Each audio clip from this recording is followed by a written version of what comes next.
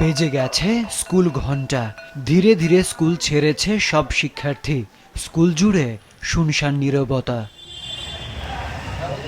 তখনই স্কুলের ভেতর থেকে কান্না জড়িত কণ্ঠে কারো আত্মচিৎকার শুনে স্কুল গেট টপকে ছুটে যান ফুটপাতের ধারে পেয়ারা বিক্রেতা মিজানুর রহমান।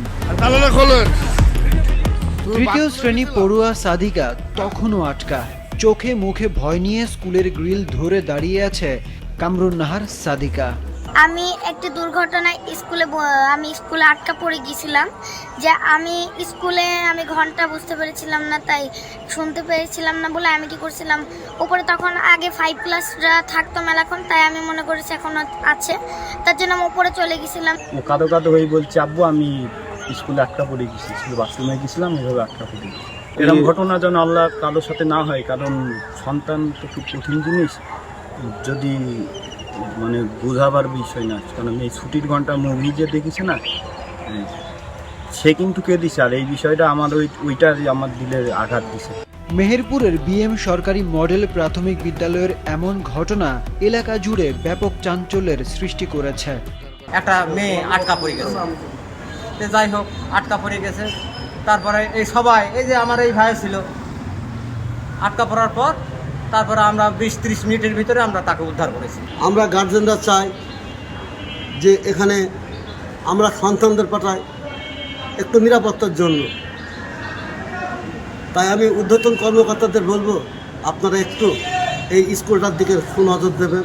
স্থানীয়রা বলছেন, ছুটির আগে প্রত্যেকটা রুম ভালোভাবে দেখে তালা দেওয়ার নিয়ম থাকলেও স্কুল কর্তৃপক্ষের অসচেতনতার কারণে আটকা পড়ে সাদিকা।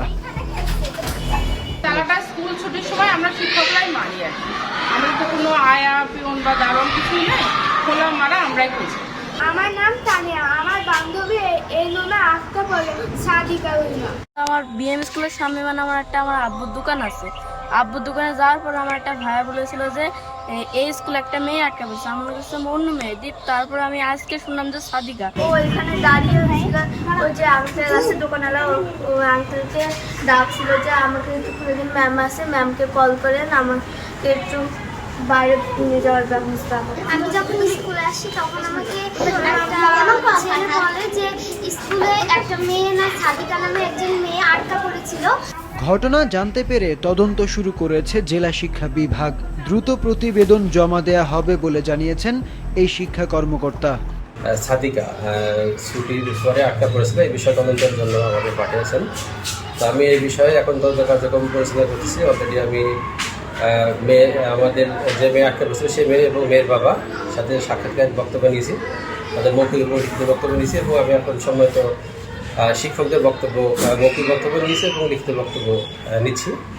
তো মোটামুটি এখন এটা তদন্ত পর্যায়ে আছে। তদন্ত শেষে আমি এই বিষয়ে আপনাদেরকে আরও বিস্তারিত বলতে পারব। এমন ঘটনায় আরও বেশি সাবধান হওয়া উচিত ছিল বলে মনে করছেন সমাজের সচেতন মহল। আরিফ উদ্দিন নবীন, মাছরাঙা, নিউজ ডেস্ক।